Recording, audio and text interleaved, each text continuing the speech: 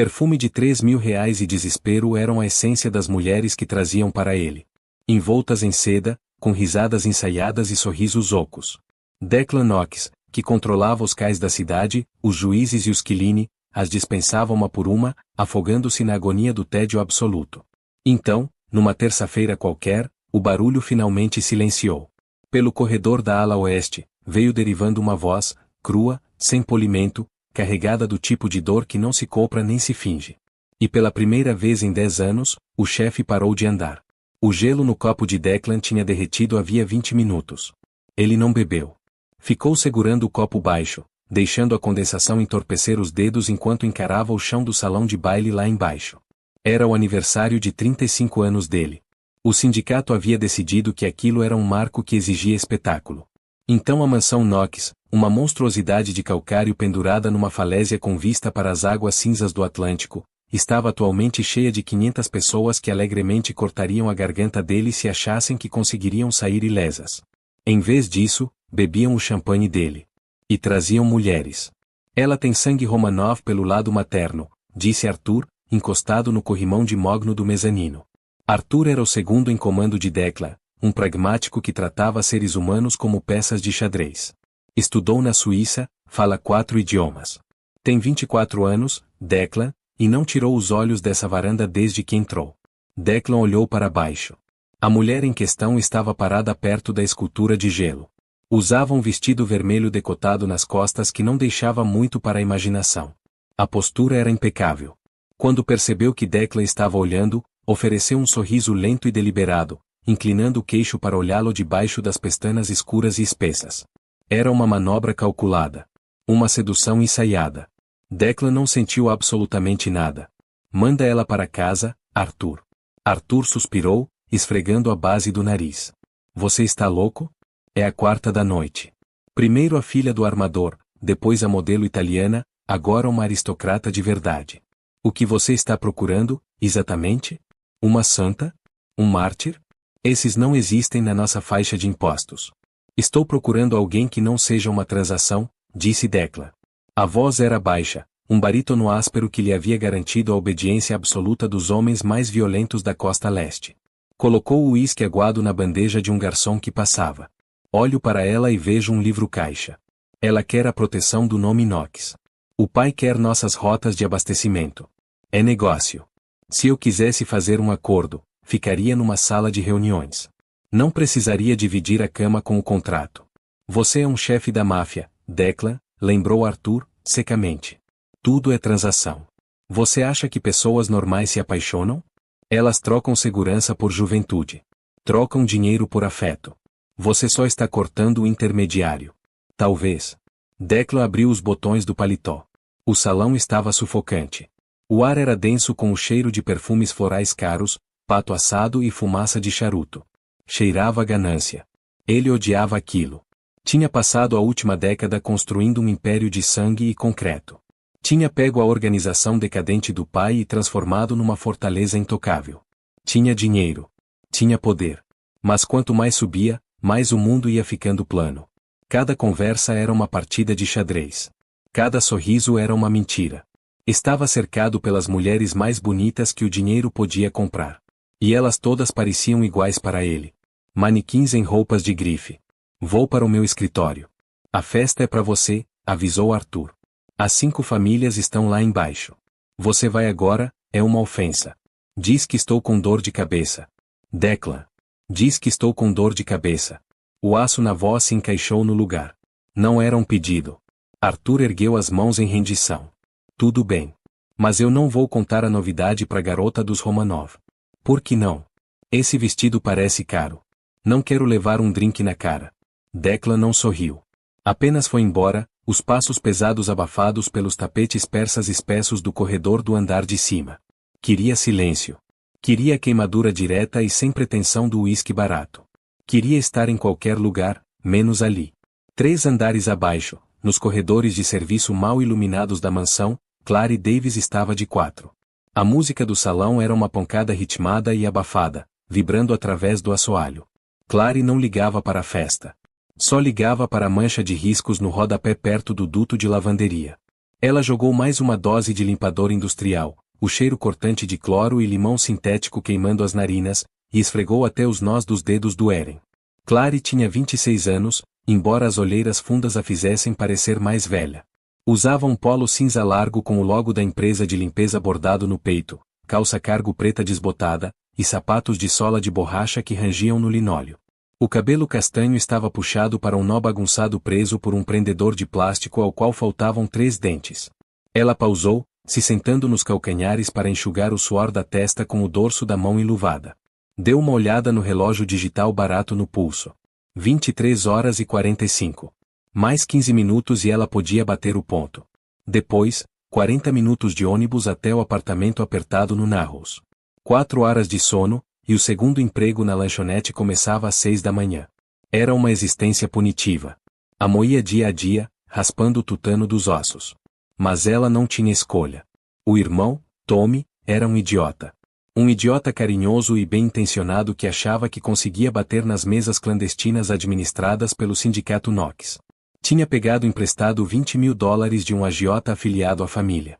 Em 6 meses, os juros haviam inflado a dívida para 50 mil. 2 meses atrás, quebraram o braço de Tommy. Da próxima vez, prometeram, quebrariam a coluna. Então Clary foi até eles. Não implorou. Não chorou. Caminhou até o fundo mal iluminado de um açougue na pequena Itália, jogou as economias minguadas na mesa, e se ofereceu para pagar o resto trabalhando. Os homens riram dela. Mas dinheiro era dinheiro. Arrumaram para ela um emprego com o contratante que atendia às propriedades privadas de Declan Knox. Cada contra-cheque que ela recebia ia direto para os homens que o assinavam. Ela ficava apenas o suficiente para o aluguel e macarrão instantâneo. Ei, Clary. Clary ergueu os olhos.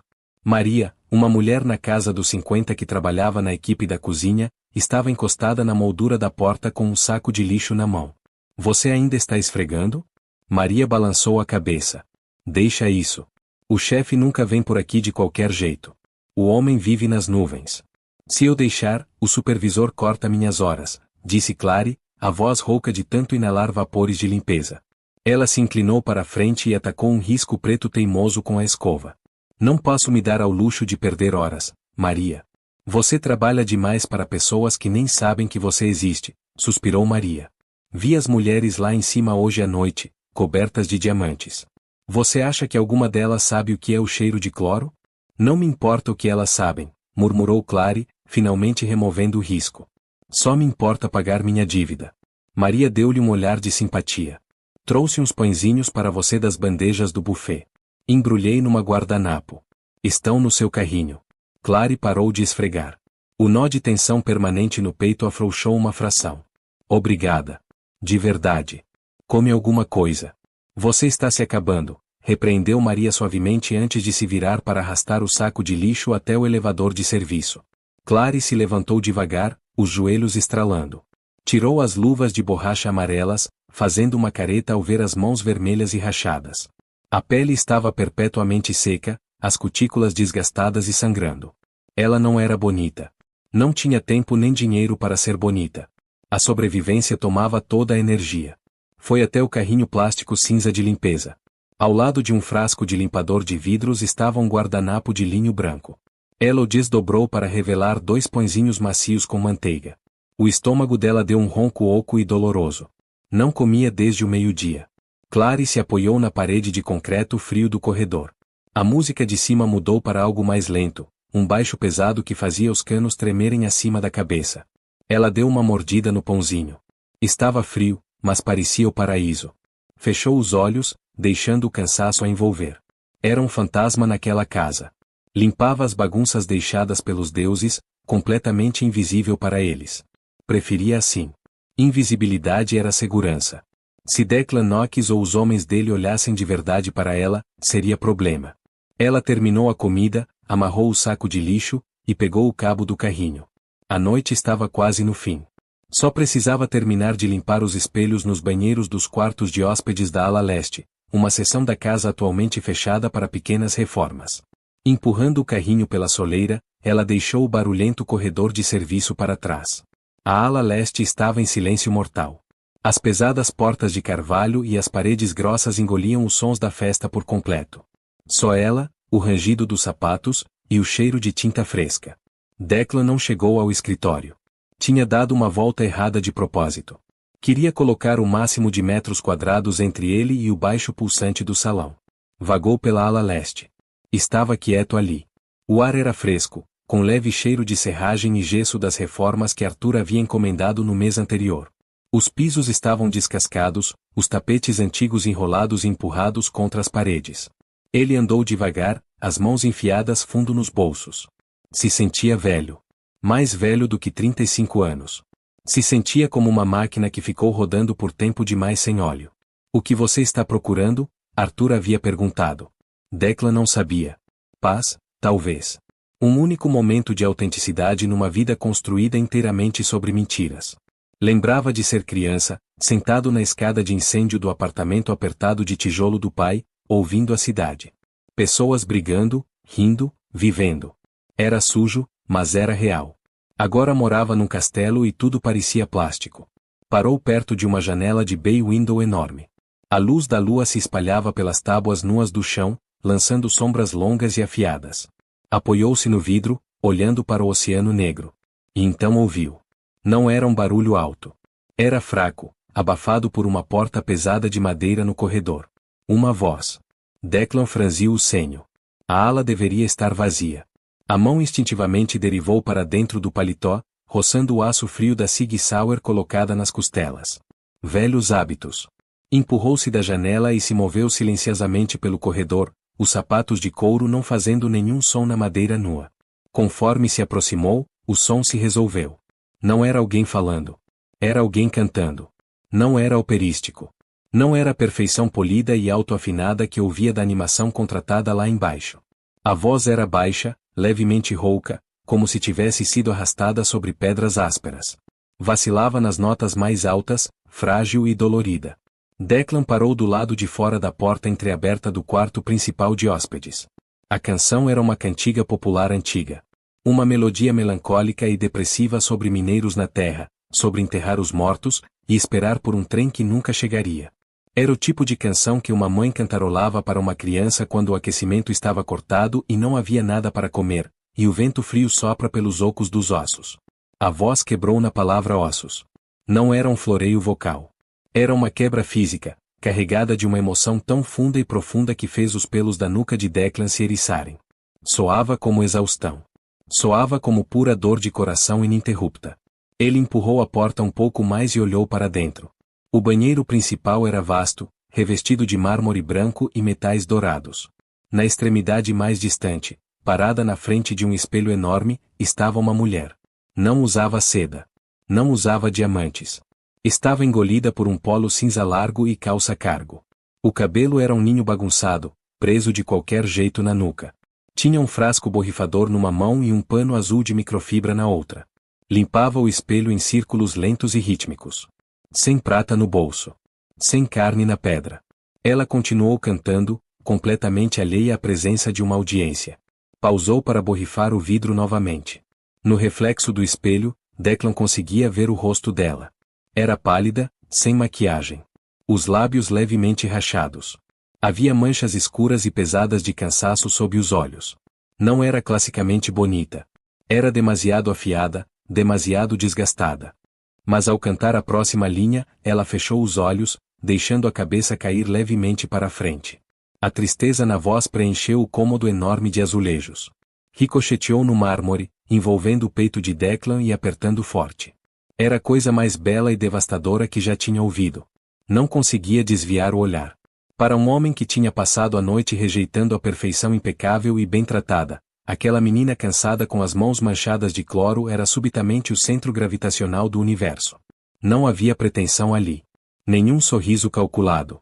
Ela estava completamente desguardada, despejando uma vida inteira de cansaço numa canção empoeirada e velha enquanto limpava um espelho que pertencia a um homem que ela provavelmente desprezava. Declan percebeu que estava prendendo a respiração. Lentamente a soltou. O tecido do terno roçou na moldura da porta. O som era microscópico. Mas na acústica reverberante do banheiro, foi como um tiro. O canto parou instantaneamente. Os olhos de Clary se abriram de repente. A vulnerabilidade sumiu, substituída imediatamente pelo pânico endurecido e arregalado de um animal encoado. Ela se virou, agarrando o frasco borrifador contra o peito como um escudo. Viu um homem parado na porta, alto, ombros largos, usando um terno preto personalizado que custava mais do que ela ganhava em 3 anos. O rosto era todo ângulos afiados, mandíbula forte coberta de barba escura, nariz reto, e olhos tão escuros que pareciam ônix polido. Ele não parecia um hóspede que tinha se perdido. Parecia o dono da casa. O estômago de Clary afundou até os sapatos. A voz rachou, seca e pequena. Desculpe. Achei que a ala estava vazia. Declan não disse nada. Entrou completamente no quarto. A mera presença física dele parecia sugar o oxigênio do ar. Olhou para as mãos dela, registrando os nós vermelhos em carne viva. Olhou para a camisa larga que escondia o corpo dela. Olhou para os olhos dela, arregalados de terror genuíno e não fingido. Não se desculpe, disse ele suavemente. Clary deu um passo para trás até a coluna bater no balcão da bancada. Abaixou o olhar para o chão, encarando os sapatos italianos de couro engraxado dele. Estou só terminando os espelhos. Saio do seu caminho em 2 minutos, senhor. Queria ser invisível. Declan conseguia ver aquilo no jeito que ela curvava os ombros, tentando se fazer menor. O que você estava cantando? Perguntou ele. Clary engoliu em seco. Nada. Só barulho. Desculpe ter perturbado. Me olha. Não foi um grito. Foi um comando calmo e nivelado. O tipo de ordem que um homem dá quando nunca ouviu um não em toda a vida. O queixo de Clary tremeu levemente, mas ela ergueu a cabeça. Encontrou o olhar dele. Não havia admiração nos olhos dela, nenhum cálculo, apenas medo, e por baixo disso, um cansaço fundo e incandescente. Qual é o seu nome? Perguntou Declan. Clary. Clary. Ele repetiu. O nome soou estranho na boca dele. Enraizado. Real. Para quem você trabalha, Clary? Sterling, ela começou, depois se conteve. Não devia usar o nome do subcontratante. O serviço de limpeza, senhor. Faço parte da equipe noturna. Declan deu mais um passo à frente. A distância entre eles estava diminuindo. Clary agarrou a borda da bancada atrás de si. Ele a olhou por um longo momento silencioso. Pensou na herdeira dos Romanov lá embaixo, com o sorriso perfeito e os contratos de transporte do pai. Pensou na modelo italiana e no perfume de R$3.000. Pensou em toda a beleza falsa e oca do mundo. E então olhou para a menina com as mãos manchadas de cloro e a voz que tinha acabado de abrir a caixa torácica dele. Você não faz mais parte da equipe noturna, Clary, disse Declan, a voz um murmúrio baixo no quarto quieto.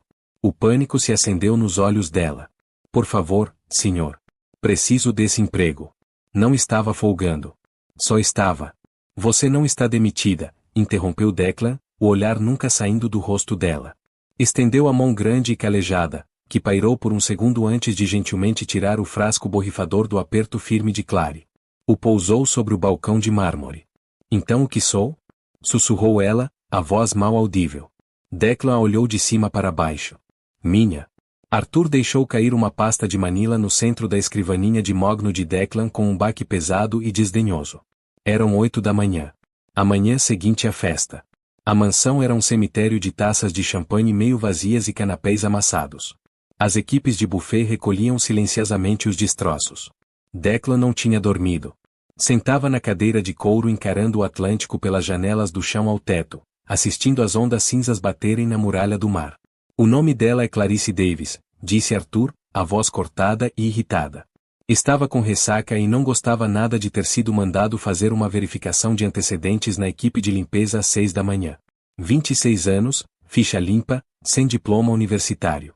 Trabalha para a empresa comercial de limpeza que atende nossas propriedades, e faz um segundo turno numa lanchonete no Narrows.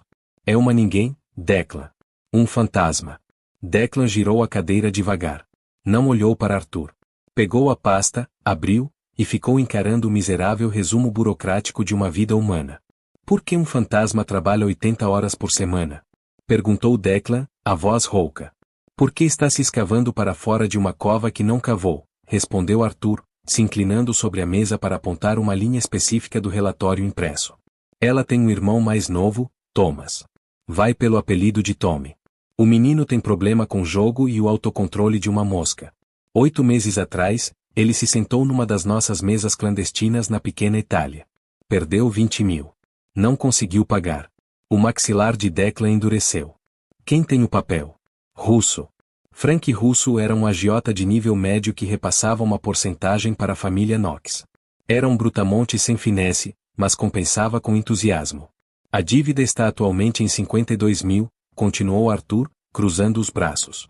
O russo quebrou o braço do menino 2 meses atrás como aviso. A irmã entrou no assunto. Entregou 5.000 em dinheiro, provavelmente tudo que tinha no nome, e concordou em assumir o restante da dívida. O russo arranjou um emprego de limpeza para ela pelas nossas empresas de fachada, para poder garnichear o salário diretamente. Cada centavo que ela ganha acima do aluguel básico vai para o bolso do russo. E por extensão, para o seu. Declan fechou a pasta. O som era quieto, mas pairou no ar do grande escritório. Pensou na menina no banheiro. A camisa larga, as cutículas sangrentas em carne viva, o jeito que ela havia olhado para os sapatos dele, se fazendo tão pequena quanto possível, aterrorizada de que perder o emprego significava o irmão acabar num aterro sanitário. Ela estava quebrando as próprias costas para alimentar a máquina que Declan havia construído. Ele era um monstro no topo da pirâmide, ficando mais rico com os trocados espremidos de uma menina aterrorizada que esfregava os pisos dele.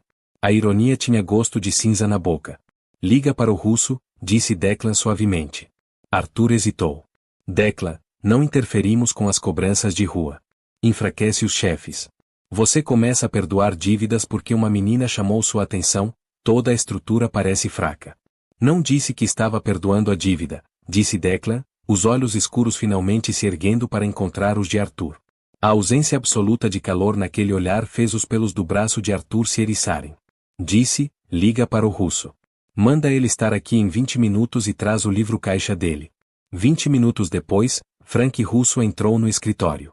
Era um homem grosso e suado usando um terno apertado demais nas costuras e cheirando fortemente a colônia barata e cigarro velho. Sorriu um sorriso nervoso e oleoso, segurando o livro-caixa encadernado em couro contra o peito. Sr. Knox, uma honra. Chefe. Feliz aniversário atrasado, disse Russo, pairando perto da porta até Declan fazer um gesto para ele se aproximar. Declan ficou sentado. Bota o livro na mesa, Frank. Russo obedeceu, deslizando o livro pela madeira polida. Abre na conta Davis, ordenou Declan. Russo folheou as páginas, os dedos grossos deixando leves manchas de gordura no papel. Parou numa página preenchida com colunas de tinta vermelha bem organizada. Ah! Tommy Davis. O menino é um vagabundo, chefe, mas a irmã é trabalhadora. Paga certinho. Nunca falta uma semana. A dívida original era 20.000, declarou Declan, lendo os números de cabeça para baixo. Com os juros, são 52. Russo sorriu largo. Estamos matando nos juros. É um bom rendimento. Declan se levantou. Movia-se com uma graça aterrorizante para um homem do tamanho dele. Caminhou ao redor da mesa, parando a centímetros de Russo. O agiota foi forçado a inclinar a cabeça para trás para olhar para o chefe. O sorriso oleoso começou a vacilar. Ela trabalha na minha casa, Frank, disse Declan, a voz mal acima de um sussurro. Ela esfrega os pisos que eu piso. Limpa os espelhos nos quais eu me olho. Russo piscou, suor brotando na testa. Eu sei, chefe. Era o acordo. Manter ela perto, manter o dinheiro fluindo. E você achou aceitável ter alguém que nos odeia, alguém que nos deve o sangue do irmão, vagando pela minha residência privada com acesso à minha comida, meus quartos e minha família? A voz de Declan permaneceu perfeitamente nivelada. Era a calma de um juiz de forca. Ela não ia fazer nada, gaguejou Russo, dando meio passo para trás. Ela está aterrorizada. Não tem espinha para agir. Você colocou uma responsabilidade na minha casa para encher o próprio bolso. Declan alcançou e pegou o pesado abridor de cartas de latão da mesa. Não o ergueu. Apenas o pesou na palma da mão. Você colocou em risco o chefe desta família por 50.000 de dinheiro de rua. Declan. Por favor, juro por Deus que não pensei. Eu sei que você não pensou. Declan jogou o abridor de cartas de volta na mesa com um estrondo seco. Olhou para Arthur, que estava parado quieto perto da porta. Paga ao Frank os 20.000 originais do cofre principal. Os juros estão extintos. O rosto de Russo ficou vermelho, mas ele não ousou argumentar. Sim, chefe. Obrigado, chefe. E, Frank, acrescentou Declan, se inclinando para arrancar a página dos Davis completamente do livro-caixa. Ele a dobrou com cuidado e guardou no bolso do paletó. Se você ou qualquer um dos seus homens chegar perto de Tommy Davis ou da irmã dele novamente, vou mandar o Arthur te colocar dentro de um tambor de óleo e jogar no cais. Ficou claro? Crystal, chefe, Russo conseguiu dizer, engasgando. Pode sair. Quando a porta se fechou, Declan caminhou até o bar molhado e se serviu de um copo d'água. Bebeu devagar, lavando o gosto metálico de adrenalina. Ela está atualmente lá embaixo nos aposentos de serviço, disse Arthur quietamente, esperando seu supervisor de turno lhe atribuir as tarefas matinais. O que quer que eu faça com ela? Vai lá, disse Declan. Diz que a dívida sumiu. E traz ela para a ala leste. Clary estava sentada na borda do colchão. Era uma cama de dossel antiga, forrada de algodão egípcio e duvet pesado de seda. O quarto era maior do que o apartamento dela inteiro. As paredes eram pintadas de sálvia suave e abafada, e as janelas de bay window ofereciam uma vista ininterrupta dos jardins extensos da mansão e do oceano além. Era lindo. Era aterrorizante. Ela tinha ficado sentada exatamente assim por 3 horas. Ainda usava o polo cinza de limpeza e as calças cargo. O supervisor havia gritado com ela quando Arthur entrou no subsolo, mas no momento em que Arthur disse o nome dela, o supervisor ficou pálido e desapareceu. Arthur a havia trazido até ali. Tinha entregado a ela um pedaço de papel dobrado do livro-caixa. Seu irmão está limpo, ele havia dito. Você está limpa. Ela não acreditou. Homens como Declan Knox não apagavam dívidas de 50 mil por caridade. Tudo tinha um preço. O fato de a dívida ter sumido de repente significava que ela estava prestes a pagá-la com algo muito pior do que o salário. A porta pesada de carvalho se destrancou com um clique quieto. Clary se encolheu, as mãos agarrando a borda do colchão tão forte que os nós vermelhos em carne viva ficaram brancos. Declan entrou no quarto. Tinha trocado o terno formal da noite anterior por um suéter de carvão escuro e calça preta. Parecia menos um chefe da máfia e mais um arquiteto rico e cansado, mas Clary não se deixou enganar. Tinha visto o jeito que os homens dele olhavam para ele. Sabia o que ele era. Ele fechou a porta atrás de si e parou. Não avançou em direção à cama. Ficou parado perto do limiar, observando ela. Você não se moveu, observou ele. Para onde eu devia ir? Perguntou Clary, a voz rachando. Engoliu em seco, tentando manter o queixo firme. Você pode ir para casa, disse Declan. Era uma afirmação simples entregue sem nenhum traço de sarcasmo. Clary o encarou. Casa? Para o meu apartamento? Se é isso que você quer. Ele caminhou lentamente até a pequena área de estar perto da janela e se sentou numa poltrona de couro. Cruzou as pernas, repousando as mãos nos joelhos. A dívida está resolvida. O russo não vai mais tocar no seu irmão. Você é uma mulher livre, Clary. Ela sentiu uma risada histérica borbulhando na garganta, mas a sufocou.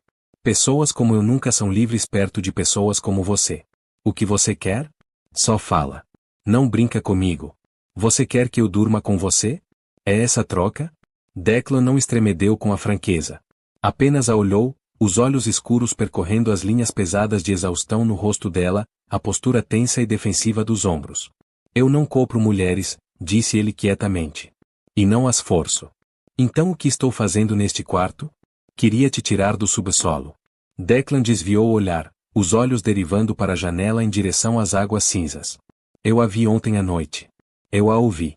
Você era a única coisa real numa casa cheia de plástico. Não gostei da ideia de você voltar a esfregar chão para pagar por um erro que minha própria gente engendrou. Então consertei. Você consertou, Clary repetiu as palavras, saboreando o absurdo delas. Você acha que é um salvador? Você administra as mesas nas quais meu irmão jogou. Seus homens quebraram o braço dele. Você construiu a máquina que estava me esmagando. Você não pode jogar de Deus só porque decidiu desligar a máquina por um dia. Ela esperou a reação. Esperou pela raiva. Não se falava assim com um chefe do sindicato. Não se os acusava. Declan lentamente virou a cabeça de volta para ela. Não havia raiva nos olhos. Havia apenas um reconhecimento quieto e pesado. Você está certa, disse ele. Clary piscou, desestabilizada. Estou? Construí a máquina, concordou Declan, a voz caindo em registro, vibrando com uma certeza sombria. Quebrei o braço do seu irmão. Pus o cloro nas suas mãos. Sou dono de tudo isso. Sou um homem violento, Clary. Não vou mentir para você sobre o que sou.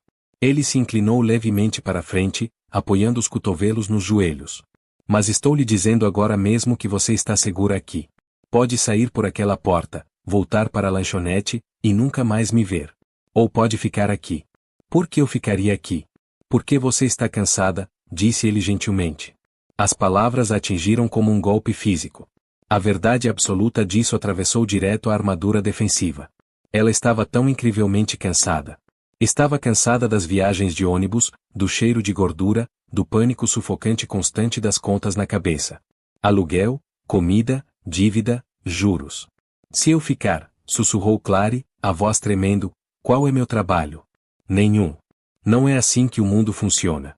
É assim que meu mundo funciona, respondeu Declan. Come, dorme, anda nos jardins, deixa as mãos sarar.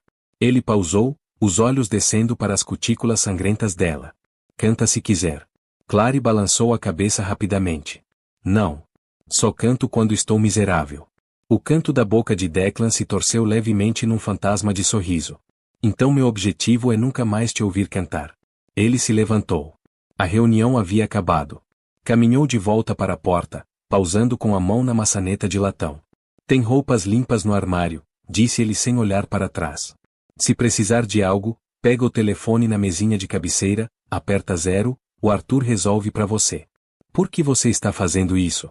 Perguntou ela, a questão arrancada dela antes que pudesse se deter. Declan olhou por cima do ombro. As linhas duras do rosto suavizaram uma fração. Porque por 10 anos, tenho me afogado nessa vida. Ontem à noite, por 3 minutos, você fez parar. Ele abriu a porta e saiu, deixando Clary sozinha no silêncio da gaiola enorme e bela. 3 dias se passaram. Clary não saiu da ala leste.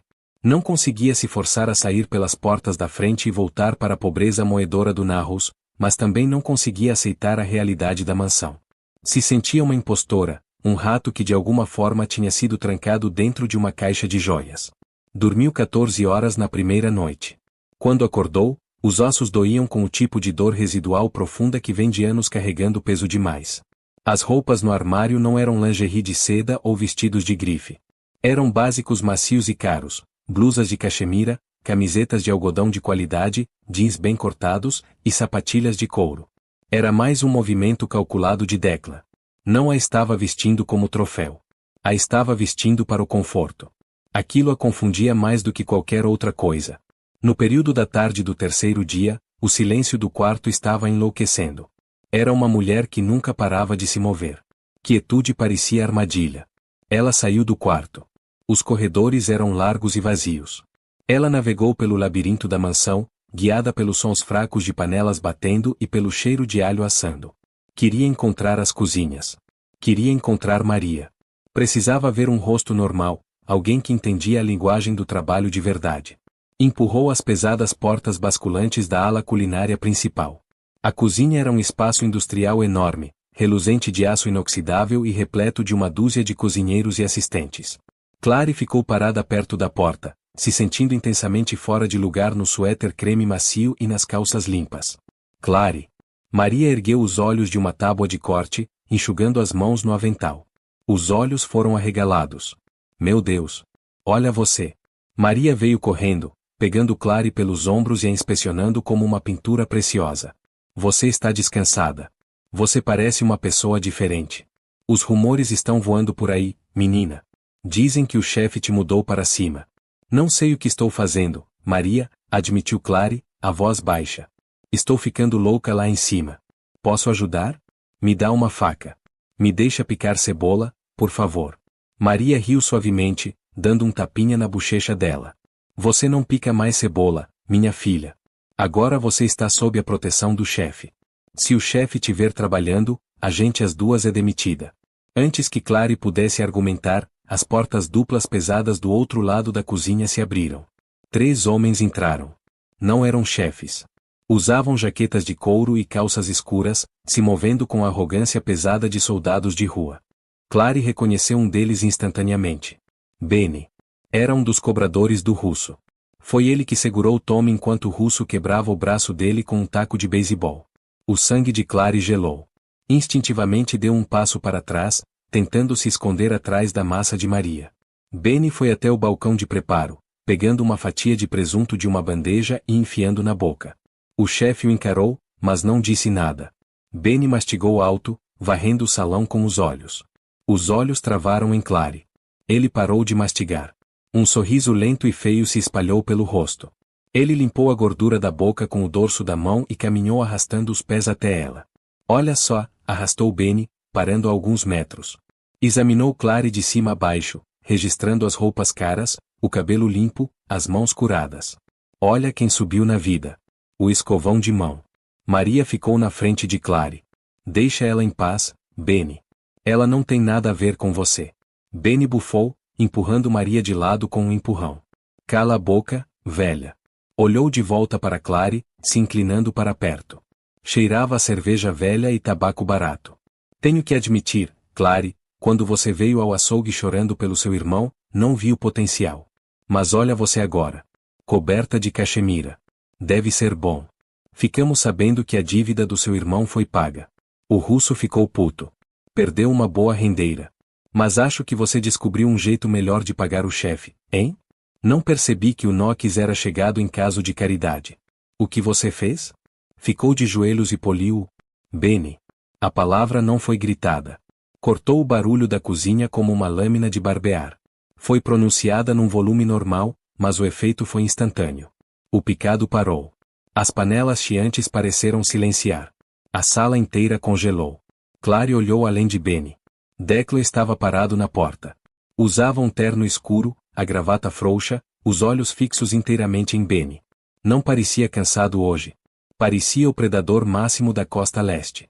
Benny engoliu em seco, a arrogância evaporando instantaneamente. Ele se virou, as mãos subindo num gesto defensivo e apaziguador. Chefe. Senhor Knox, eu estava só, viemos pegar uma comida. Só fazia uma brincadeira com a menina. Declan avançou. Os cozinheiros se atiraram para o lado, se pressionando contra os balcões de aço inoxidável para dar passagem ampla. Parou na frente de Benny. Não parecia com raiva. Parecia completamente esvaziado, um homem operando por instinto letal puro. Qual era a brincadeira, Benny? Perguntou Declan suavemente. Benny estava suando agora. Nada, chefe. Um mal-entendido. Sei que ela está fora dos limites. O russo nos avisou. Só estava tirando um sarro. Sem desrespeito.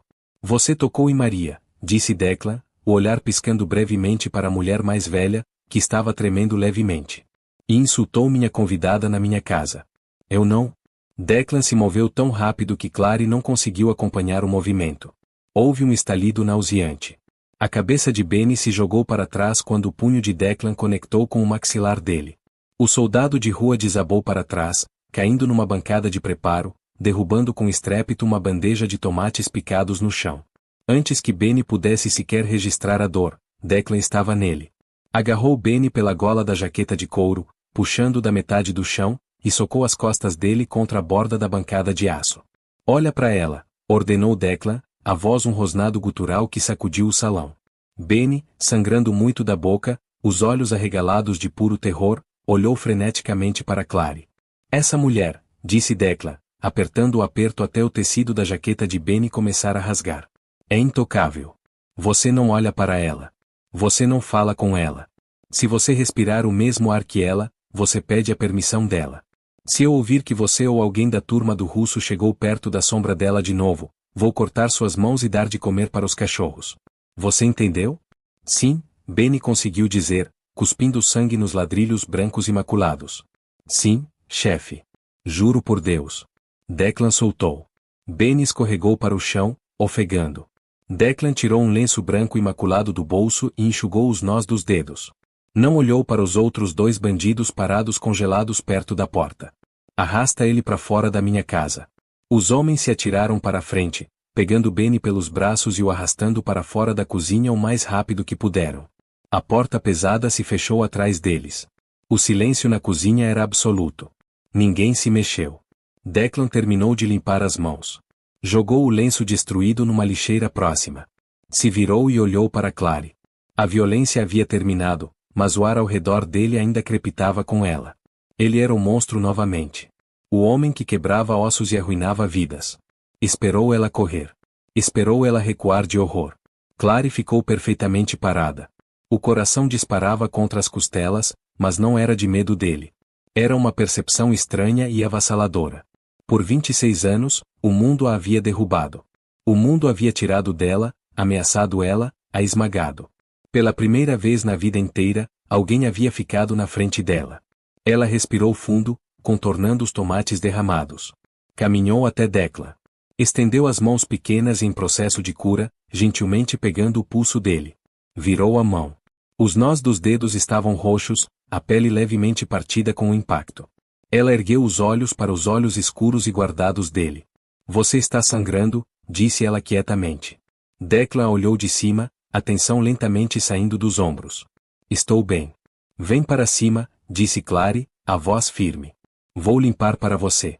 O banheiro principal nos aposentos privados de Declan não era feito de mármore branco e dourado como os quartos de hóspedes. Era ardósia escura e cor de cano de arma. Parecia menos um lugar de purificação e mais um bunker. Clary o sentou na borda da banheira grande de pé. Não pediu permissão para abrir os armários.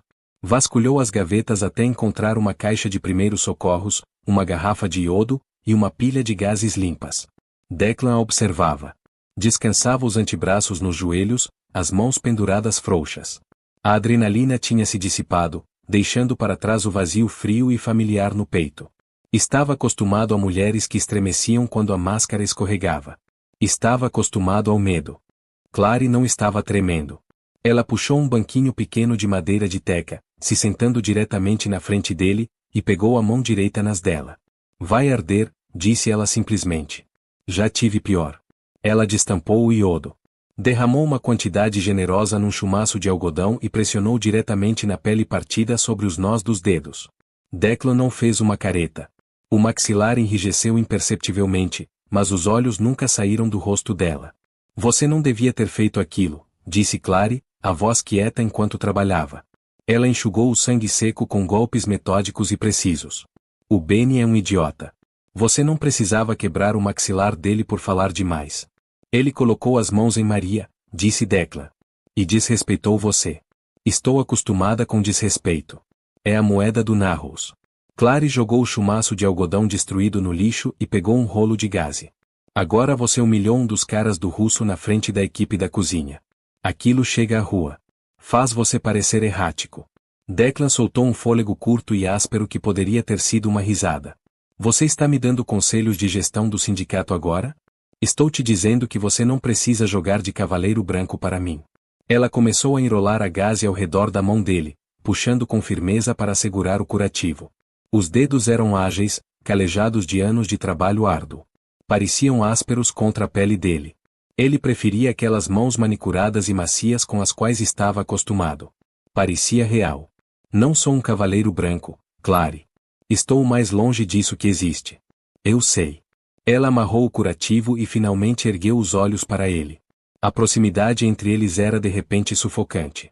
Os joelhos quase se tocavam. Você é um criminoso. Machuca pessoas para viver. Cresci em volta de homens que batiam em paredes e quebravam aços quando não conseguiam o que queriam. Conheço o formato da violência. Então por que você não está correndo? Clary abaixou os olhos para a mão enfaixada dele. Ela traçou a borda da gaze branca com o polegar. Porque os homens que eu conhecia usavam a violência para me diminuir, para tirar coisas de mim. Você usou a sua para construir uma muralha ao meu redor. Ela engoliu em seco, a garganta estalando no quarto quieto. É uma coisa aterrorizante, Declan. Perceber que o homem mais perigoso da cidade é a única pessoa que alguma vez me fez sentir segura. Declan estendeu a mão esquerda, sem ferimento. Não a agarrou. Apenas pôs levemente o nó de um dedo sob o queixo dela, inclinando o rosto para cima para encontrar o olhar. Os olhos eram completamente negros na luz baixa do banheiro. Nunca porei a mão em você com raiva, disse ele, as palavras carregando o peso pesado e vinculante de um juramento de sangue. Nunca te diminuirei. Tenha minha palavra. Clary perscrutou o rosto dele. Estava procurando a mentira. Tinha passado 26 anos procurando a armadilha em cada oferta, a lâmina de barbear escondida dentro da maçã. Não havia nenhuma. Ele estava completamente exposto. Está bem, ela sussurrou. Ele abaixou a mão. O espaço entre eles esfriou instantaneamente. Preciso ir ao Narrows, disse Clary, mudando o assunto abruptamente. Ficou de pé, pegando a garrafa de iodo para guardá-la. Declan franziu o senho. Por quê? Porque a dívida do Tommy está limpa, mas Tommy não sabe sobreviver sem uma crise. Se eu não for ver como ele está, vai fazer algo idiota para preencher o vazio. Preciso dizer para ele que acabou. Preciso ver com os próprios olhos. Mando Arthur. Não. Clary fechou a porta do armário com um clique seco. Virou-se para encará-lo, a coluna reta. É meu irmão. É minha bagunça. Não vou me esconder numa torre de vidro enquanto outra pessoa limpa a minha vida. Declan se levantou. Era enorme perto dela, mas fez questão de manter os ombros relaxados, deixando espaço entre eles. Tudo bem. Mas você não vai de ônibus. Eu te levo. Clary abriu a boca para argumentar, mas o olhar no rosto dele a deteve. Não era uma negociação. Só você, negociou Clary. Nenhum carro atrás. Nenhum guarda-costas de terno assustando meio bairro. Só você e eu. Combinado. O Narrow cheirava a asfalto molhado, cebola frita e decadência. Declan dirigia um SUV preto fosco com vidros balísticos tingidos. Estacionou na calçada rachada ao lado de uma lixeira transbordando. O contraste entre o veículo blindado pesado e os cortiços de tijolo desmoronando do bairro era gritante. Pessoas na rua pararam para olhar. Um grupo de adolescentes sentados no capô de um Civic enferrujado ficou imediatamente quieto. Os olhos seguindo o SUV com interesse vigilante e predatório. Clary desbucleou o cinto. Usava as velhas calças cargo cinzas e um moletom preto simples. Tinha se recusado a usar a cachemira de volta ao bairro. Parecia um insulto às pessoas que ainda estavam se afogando ali. Fica no carro, disse ela para Declan. Declan desligou o motor, mas não fez menção de soltar o cinto. Descansou as mãos no volante, olhando para o prédio decrépito à frente. A porta da frente estava faltando inteiramente. O painel do interfone tinha sido esmagado com um martelo. 10 minutos, disse Declan. Se você não tiver saído em 10, eu subo. E não vou bater. Clary assentiu. Empurrou a porta pesada e saiu para o ar úmido da noite. Entrou no prédio, navegando pela escadaria escura puramente de memória. O terceiro degrau do segundo lance estava podre. O corredor no quarto andar cheirava fortemente a urina de gato e cerveja velha. Era aqui que ela havia vivido a vida inteira. 2 dias fora numa mansão numa falésia e de repente parecia completamente alienígena. Ela bateu no apartamento 4B. Houve um som de shuffling. Uma voz amaldiçoou. O trinco de segurança escorregou com um raspo metálico e a porta entreabriu. Tommy ficou na soleira. Tinha 22 anos, mas parecia 40. Era dolorosamente magro, a pele de um amarelo saudável e doentio. O braço direito estava encerrado num gesso de fibra de vidro suja presa numa tipóia desgastada. Ele semicerrou os olhos para Clary, os olhos injetados de sangue e dilatados. Clary. Ele piscou, abrindo a porta mais. Aonde você foi, cara? Você não estava na lanchonete. O senhorio veio ontem atrás do aluguel. Tive que me esconder na escada de incêndio. Não perguntou se ela estava bem. Não perguntou por que havia desaparecido por 3 dias. O primeiro instinto foi o inconveniente que a ausência dela havia causado. Um sentimento frio e morto se instalou no fundo do estômago de Clary. Posso entrar, Tommy? Ele se afastou, resmungando. Clary entrou no apartamento. Era um desastre. Caixas de comida para viagem empilhadas no pequeno balcão laminado.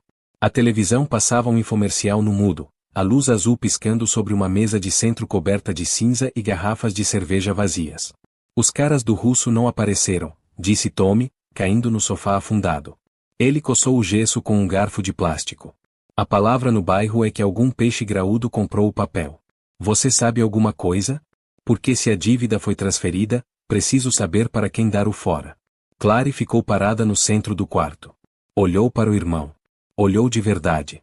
Viu a postura fraca dos ombros, o movimento furtivo e inquieto dos olhos. A dívida sumiu, Tommy. Tommy parou de coçar. Ergueu os olhos, um sorriso lento e descrente se espalhando pelo rosto.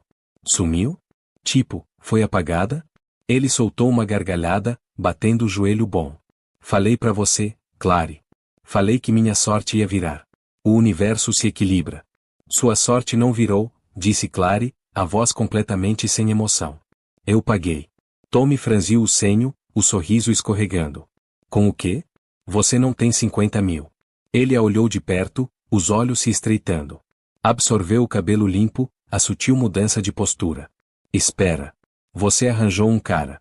É isso, certo? Você achou algum ricaço para nos tirar desta. Ele riu de novo, balançando a cabeça. Caramba, Clary. Não achei que você tinha isso. Quem é? Um dos contratantes do seu trabalho de limpeza? Ei, seja lá o que funcionar. Você dorme com quem tiver que dormir, contanto que o perigo esteja longe de mim. As palavras pairaram no ar bafiento do apartamento. Clary não gritou. Não chorou. O cansaço que tinha residência permanente na alma dela de repente evaporou, substituído por uma clareza absoluta e dura como diamante. Tinha sacrificado a própria vida por ele. Havia esfregado as mãos até ficarem em carne viva. Tinha se submetido ao terror de homens violentos em salas escuras, oferecendo o próprio futuro para resgatar o dele. E ele achava que ela havia se prostituído. E pior, não ligava, contanto que lhe beneficiasse. Não dormi com ninguém, disse Clary quietamente. Claro, o que você disser. Tommy acenou com a mão de forma desdenhosa. Oh, esse cara te deu algum dinheiro? Porque eu tenho uma dica sobre um jogo lá no quiz hoje à noite. E se eu tiver só um pouquinho de capital inicial? Estou indo embora, Tommy. Tommy parou. O quê? Vim te dizer que a dívida está limpa. Você está livre. O russo não volta mais. Mas não vou mais pagar o aluguel. Não vou mais comprar as compras. Não vou mais tirar você do próximo buraco que você mesmo cavar para si. Tommy se levantou, o rosto ficando vermelho escuro. A vítima choraminga se transformou instantaneamente num animal irritado encoado. Tá brincando comigo? Vai me largar depois de tudo? Sou seu irmão, Clary. E te mantive vivo ao custo de mim mesma. Clary deu um passo para trás em direção à porta.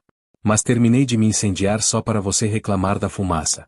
Você vai para o inferno, sua.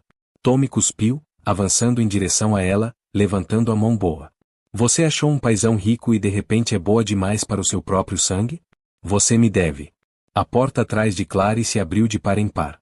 Bateu na parede de drywall com uma rachadura estrutural enorme que sacudiu o apartamento inteiro. Tommy parou na hora. Congelou. Declan entrou pela soleira. Não olhou para Tommy. Não reconheceu sequer a existência do irmão mais novo. Olhou apenas para Clary. Foram 12 minutos, disse Declan. A voz estava calma, mas a mera massa física dele, a gravidade escura e letal que carregava, sugou todo o ar do quarto apertado. Tommy recuou tropeçando, o rosto drenado de sangue. Ele reconhecia Declan. Qualquer pessoa que morava no Narrows e jogava nas mesas clandestinas sabia exatamente quem era Declan Knox. Senhor Knox, gaguejou Tommy, os joelhos literalmente tremendo. Eu não sabia. A Clary não me disse. Declan virou lentamente a cabeça. Os olhos escuros travaram em Tommy. O silêncio se estendeu, pesado e sufocante.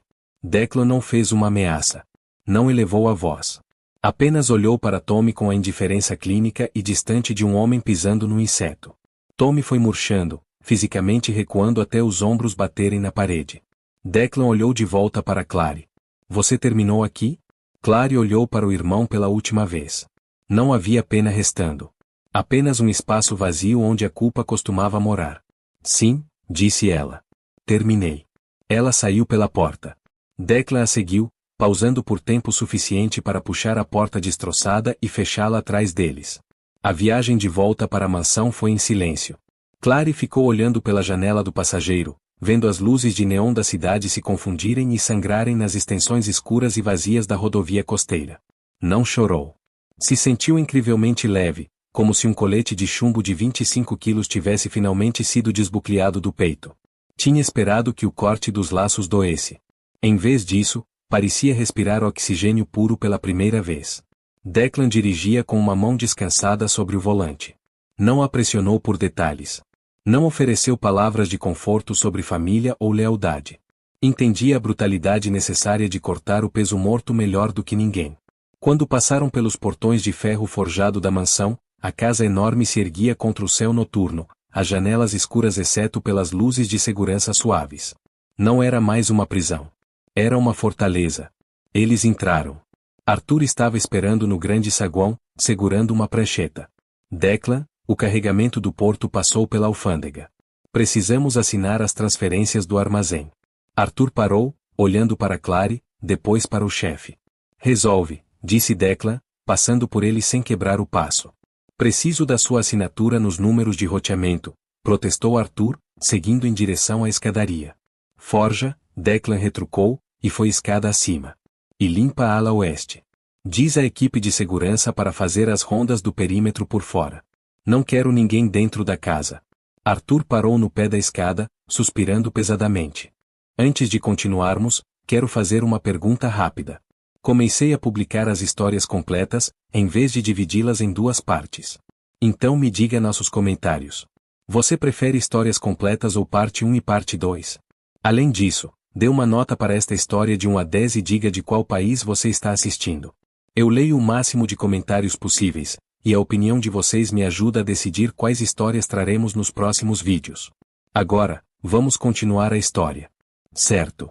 Forjando assinaturas, limpando a casa, operações comerciais normais. Entendido. Declan conduziu Clary escada acima. Eles ultrapassaram a ala dos hóspedes completamente. Ele a levou direto para os aposentos privados. A suíte era enorme, dominada por estantes do chão ao teto, uma escrivaninha pesada de carvalho, e uma parede de janelas voltadas para o oceano. Uma lareira estava queimando baixo na lareira de pedra, lançando sombras alaranjadas cintilantes sobre os móveis de couro escuro. Declan foi até um decantador de cristal numa mesinha lateral. Serviu 2 copos de líquido âmbar. Voltou e entregou um para Clary. Ela o pegou, envolvendo as mãos ao redor do vidro pesado lapidado. Pelo peso morto, disse Declan, erguendo levemente o copo. Clary encontrou os olhos dele. Pelo peso morto? Ela ecoou. Ela tomou um gole. O uísque queimou como fogo líquido descendo pela garganta, mas se assentou quente no estômago. Ela foi até as janelas, olhando para a extensão negra do oceano. As ondas quebravam contra as rochas bem abaixo. Um rufar constante e rítmico que vibrava através do assoalho. Você não me deve nada, disse Declan quietamente por trás dela. A dívida sumiu. O tom está cortado. Você está completamente sem âncora. Se você quiser uma passagem para a Califórnia, compro hoje à noite. Se você quiser um apartamento na cidade, assino o contrato de aluguel. Clary se virou. Declan estava parado perto da lareira. Tinha tirado o paletó, o coldre da arma acentuado e preto contra a camisa branca. Parecia cansado de novo. Estava oferecendo o mundo a ela, completamente esperando que ela pegasse e corresse. Não quero uma passagem, disse Clary. Clary, passei a vida inteira limpando bagunças. Ela o interrompeu, dando um passo em direção a ele. Esfregava pisos. Pagava dívidas. Cuidei de um irmão que me teria vendido por uma ficha de pôquer. Não sei quem sou sem um trabalho a fazer. Você não tem um trabalho aqui. Eu sei. Ela encurtou a distância entre eles, parando a apenas um passo de distância. O calor da lareira aquecia as costas, mas o calor irradiando dele era mais forte. É por isso que quero ficar. Porque quando estou aqui, não preciso ser útil para ser visível. Declan olhou de cima para baixo. A armadura cínica e endurecida que o protegia do mundo era completamente inútil contra ela. Ela não tentou atravessá-la. Apenas passou direto por ela. Ele pousou o copo de uísque na prateleira da lareira. Estendeu as mãos grandes, gentilmente segurando a cintura dela. A puxou contra si. Clary repousou a bochecha contra o centro do peito dele. Conseguia ouvir o coração. Era lento, constante, o bater rítmico de uma máquina que finalmente havia encontrado a âncora. Ela enrolou os braços ao redor do torso dele, repousando as mãos planas nas costas. Encaixaram perfeitamente juntos. 2 pedaços jaged e cínicos do mundo que de alguma forma haviam encontrado uma borda suave um no outro. Canta para mim, murmurou Declan, repousando o queixo no topo da cabeça dela. Clary fechou os olhos. Pensou na canção que havia cantado no banheiro dias atrás. A melodia triste e pesada de mineiros e ossos frios. Aquela canção pertencia a uma menina que estava se afogando em cloro e dívida. Ela respirou fundo. Não cantou uma canção folclórica. Cantou um standard de jazz. Uma melodia lenta e esfumaçada sobre viagens de trem à meia-noite e chuva num telhado de lata. A voz ainda era rouca, ainda sem polimento, mas a tristeza esmagadora e pesada havia sumido. Foi substituída por outra coisa, por algo quente. Declan fechou os olhos, balançando levemente ao ritmo da voz dela, segurando-a firme contra si enquanto a lareira queimava até as brasas no escuro. A cidade lá fora continuou rangendo os dentes, cheia de beleza oca e homens violentos. Mas dentro da torre de vidro, o barulho havia finalmente parado. Às vezes, o homem mais poderoso da sala não está procurando uma rainha para governar o império. Está procurando a única pessoa que faz o império parecer real. Declan e Clary provaram que sobrevivência não é só sobre lutar. Às vezes é sobre encontrar o único lugar onde finalmente é permitido descansar. Se você amou a jornada do chefe da máfia e da menina com as mãos manchadas de cloro, aperta o like. Compartilhe essa história com um amigo que ama um romance sombrio com profundidade emocional de verdade. E se inscreve para nunca perder mais nenhuma história. Deixa um comentário abaixo. Você teria ido embora, ou ficado na torre de vidro?